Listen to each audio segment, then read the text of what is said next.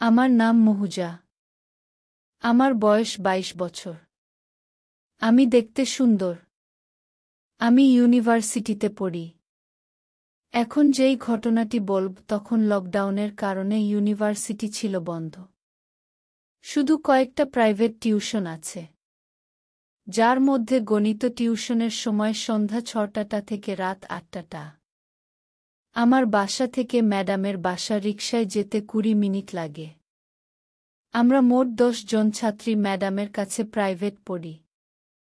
যে দিনের ঘটনা বলতে যাচ্ছি সে দিনটি ছিল রবিবার। সেদিন আকাশে সকাল থেকেই মেঘ ছিল এবং সারাদিন হালকা বাতাসের প্রভাব ছিল। এরকম বৃষ্টির দিনে আমি সাধারণত বাইরে যাই না। তবে ওই দিন একবারও বৃষ্টির ফোঁটা পড়েনি। তাই টিউশন যাওয়ার সিদ্ধান্ত নিয়েছিলাম। তবে ওই দিন প্রাইভেটে যাওয়ার কিছু ঘন্টা আগে আমি ঘুমিয়ে পড়লাম। ৫:৩০টার দিকে মা আমাকে ডেকে ঘুম থেকে উঠায়। আমি ঘড়ি দেখি আমার ঘুম থেকে উঠতে লেট হয়ে গেছে।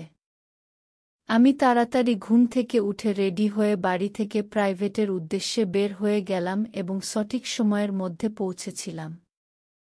সেদিন টিউশন পড়তে ১০ জন, এর মধ্যে মাত্র ৪ জন এসেছিলাম আমরা। ম্যাডাম পড়ানো শুরু করল। বাইরে তখন বিদ্যুৎ চমকাচ্ছিল। তবে এখনও বৃষ্টি নামেনি। তাই ম্যাডাম আমাদের ১ ঘন্টা পড়িয়ে ছুটি দিয়ে দিল। আমরা ম্যাডামের বাড়ি থেকে বিদায় নিয়ে রাস্তায় চলে আসলাম। বাকি ২ জন চলে গেল ওদের বাড়ি কাছেই। আমি এবং আমার বেস্ট ফ্রেন্ড রিয়া রয়ে গেলাম। রিয়ার বাড়ি ম্যাডামের বাড়ি থেকে রিকশায় গেলে ৫ মিনিটের রাস্তা। ও আমার সাথেই রিকশায় যাবে। আমার বাড়ি যাওয়ার পথেই পড়ে ওর বাড়ি। একে তো লকডাউন, তার উপর ঝড় হবে ভাব। ফলে রাস্তাঘাট একদম খালি। না আছে মানুষ, আর না চলছে কোনো গাড়ি। এমনকি একটা দোকান পর্যন্ত খোলা নেই। আমি আর রিয়া ফোনের টর্চ অন করে সুনসান রাস্তার রিকশা খুঁজছি। একটি রিকশা আসল, কিন্তু শত ডেকেও থামাতে পারলাম না। পরে আরেকটা রিকশা, সেটা অনেক ডাকার পর থামল। তবে সে দূরত্ব জেনে বলল সে যাবে না। পাশেই তার বাড়ি। এখন নাকি সোজা বাড়িতে যাবে। কাছে হলে নিয়ে যেত বলল। ঝড়ের রাতে এটাই স্বাভাবিক। তারপরও অনেক রিকোয়েস্ট করে রাজি করালাম। তবে শর্ত দিল ভাড়ার ৩ গুণ দিতে হবে। আমরা রাজি হয়ে গেলাম। কারণ কোনো উপায় ছিল না। ম্যাডামের বাড়ি ফেরত গিয়ে তো আর থাকতে চাইতে পারি না। দুজনে উঠে পড়লাম। রিকশায় ওঠার কিছুক্ষণ পরেই প্রচণ্ড বেগে বায়ু প্রবাহিত হতে লাগল। রিয়া তখন বলল আজকে ওর বাড়ি থাকতে। আমি বললাম না, তার দরকার নেই, ঝড় আসার আগেই বাড়ি পৌঁছে যাব। রিয়া তারপরও জোর করল। কিন্তু আমি শেষ অবধি নাই বললাম। চারপাশ একদম অন্ধকার। কোনো জায়গাতেই বিদ্যুৎ নেই। রিকশার সামনে একটা ব্যাটারির লাইট জ্বলছে। একটু পর রিয়া বাসা চলে এল। ও আমাকে বিদায় জানিয়ে চলে গেল। আবার রিকশাওয়ালা রিকশা চালাতে শুরু করল। এতক্ষণ তেমন কিছু মনে হয়নি। তবে এখন একটু ভয় ভয় লাগছে। ফোনের ফ্ল্যাশটা অন করে রাখলাম। রিকশাওয়ালাকে ভালো করে দেখলাম। রিকশাওয়ালার বয়স ৪০ হবে। মুখে দাড়ি নেই। কিছুদিন আগেই শেভ করেছে। একটা সাদা রঙের শার্ট আর একটা লুঙ্গি পরে আছে। যাই হোক, একটু পর বাতাসের বেগ প্রচণ্ড পরিমাণে বৃদ্ধি পেল। ফলে বাতাসের সাথে বইছিল ধুলা। এভাবে আর রিকশা চালানো সম্ভব হল না। আর একটু চালিয়ে রিকশাওয়ালা রিকশা থামিয়ে দিল। ধুলার কারণে চোখে হাত রেখে জোরে জোরে আমাকে বলল, দিদিমণি, এভাবে রিকশা চালালে দুর্ঘটনা ঘটবে। আমি ফোনের টর্চ দিয়ে চারপাশটা দেখলাম কোনো বাড়ি আছে কিনা। তবে যত দূর চোখ যায় শুধু জঙ্গল আর রাস্তা। তখন ভাবলাম আজকে কপালটাই খারাপ। তারপরও রিকশাওয়ালাকে বললাম, আরেকটু সামনে চলেন, দেখেন কোনো বাড়িঘর পান যদি। সে তাই করল। আরেকটু পথ চলার পর বৃষ্টি আস্তে আস্তে নামতে শুরু করেছে। আমি আর রিকশাওয়ালারও ভিজে গেলাম। সে আবার রিকশা থামাল।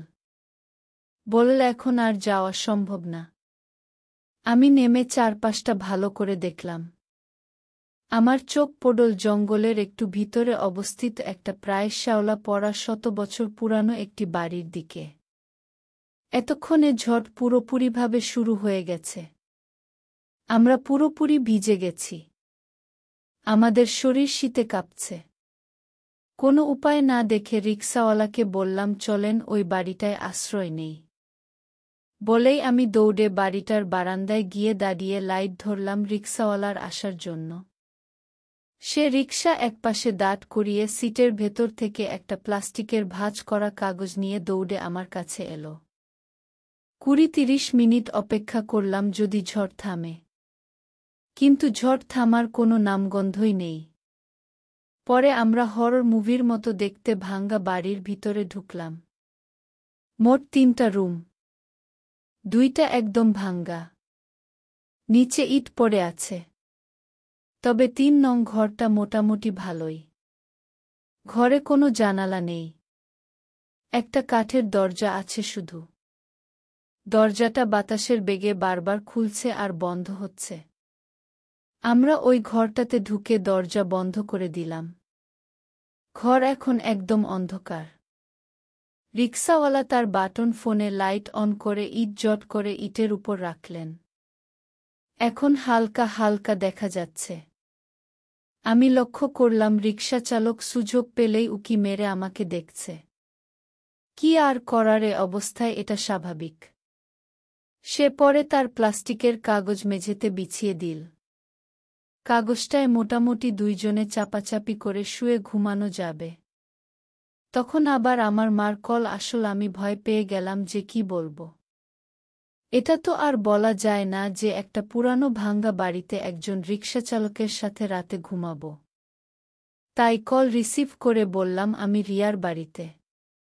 এখানেই থাকব। এটা বলা ছাড়া আর কোনো উপায় ছিল না আমার। একটু পর রিকশাওয়ালার বউ কল করল। সেও বাহানা করে বলল, আজ আসতে পারবে না।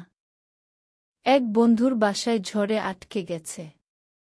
কল কেটে আবার লাইট অন করে আগের জায়গায় ফোন রাখল। আমরা দুজনেই দাঁড়িয়ে শীতে কাঁপছি। একটু পর রিকশাওয়ালা বলল, দিদিমণি কিছু না মনে করলে আমি আমার কাপড় শুকোতে দিচ্ছি, নয়তো ঠান্ডা লেগে যাবে। আমি একটি ভয় পেলেও পরিস্থিতির কথা বিবেচনা করে স্বীকৃতি দিলাম। সে আমাকে বলল ভিজে জামাকাপড়গুলো খুলে ফেলতে। আমি মনে মনে রেগে গেলাম, কিন্তু নিজেকে সামলে নিয়ে আমি তাকে জানালাম তার কোনো প্রয়োজন হবে না। একটু পরে বৃষ্টি থামলে তারা বেরোবে। রিকশাওয়ালার কিছু বলল না। সে নিজের মতো চুপচাপ থেকে আমাকে দেখতে লাগল মাঝে মাঝে। সে তার কাপড়গুলো শুকোতে দিয়েছে। আমিও এবার তার দিকে দেখতে লাগলাম। সে সেই জিনিসটা লক্ষ্য করল কিন্তু কিছু বলল না। শক্তপোক্ত শরীর তার, আমি নিজেকে ঠিক রাখতে পারছিলাম না। এদিকে ঠান্ডা লাগছিল খুব, ভিজে জামাকাপড় থাকার কারণে। আমি ঠিক করলাম যাই হোক এই ঠান্ডা থেকে বাঁচতে হবে। আমিও জামাকাপড় শুকোতে দিলাম। লক্ষ্য করলাম রিকশাওয়ালা এক নজরে আমার দিকে চেয়ে আছে। সে বুঝতে পেরে চোখ সরিয়ে নিল। সে আমাকে প্লাস্টিকটা পেতে দিয়ে শুয়ে পড়তে বলল। আমি প্রথমে কোনো গুরুত্ব দিলাম না। পরে আমরা প্রচণ্ড ঠান্ডায় শুতে গেলাম। দুজন দুপাশ হয়ে শুলাম। কাগজটা ছোট হওয়ায় দুজনের চাপাচাপি করে শুতে হলো। তাই আমি ভাবলাম আমি পাশ পরিবর্তন করি। আমি যখন পাশ পরিবর্তন করলাম, রিকশাওয়ালাও ঠিক তখন তার পাশ পরিবর্তন করল। হয়তো সেও আমার মতোই ভাবছিল। অনুভব করলাম তার লাঠিটা ক্ষেপে উঠে আমাকে স্পর্শ করছে। আমি কিছুক্ষণ চুপ থেকে বললাম, আপনি অপর পাশ হয়ে ঘুমান। সে কিছু না বলে আমার করা মেনে ওপাশ হয়ে শুল। আমি বুঝতে পড়ছে সে উপর পাশে লাঠি নিয়ে খেলা করছে। এবার আমার মাথা দুষ্টু বুদ্ধি এলো। আমি নিজেকে ঠিক রাখতে পারলাম না। আমি তখন আবার তাকে বললাম, আমি পাশ পরিবর্তন করছি, আপনিও করুন। এবার যা হলো তার জন্য আমি একদম প্রস্তুত ছিলাম না। এবার তার লাঠিটা আমার কাছে চলে এলো। আমি খুশিতে গোগালাম। নিজেকে সঁপে দিতাম তার হাতে। বাইরের তীব্র ঝড়ের আওয়াজে তেমন কিছুই শোনা গেল না। সে প্রবলভাবে খেলা শুরু করল। কিছুক্ষণ পর আমরা দুজনেই স্তব্ধ হয়ে গেলাম। রাতে সে আমার সাথে আরও 3 বার খেলেছিল। সকালে আমরা যার যার বাড়িতে চলে যাই।